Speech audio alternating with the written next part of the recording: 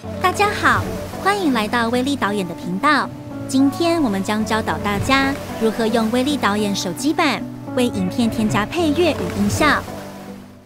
首先点选媒体图示，然后选择音效，就可以在这里找到多种音效类别。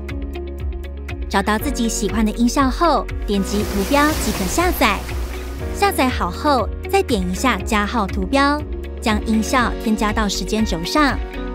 想添加背景音乐的话，则可以点选音乐，并选择音乐素材。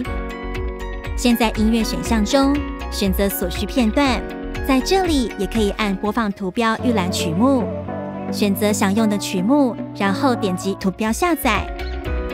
再点一下加号图标，将音乐添加到时间轴上。调整音乐及音效到对应的影片素材位置上，就完成效果添加咯。现在就浏览自己喜欢的音效及音轨，尝试套用到影片素材上吧。喜欢这支教学影片的话，请记得帮我们按个赞，并订阅我们频道，才能定期获取影片剪辑的技巧与知识。我们下次见咯。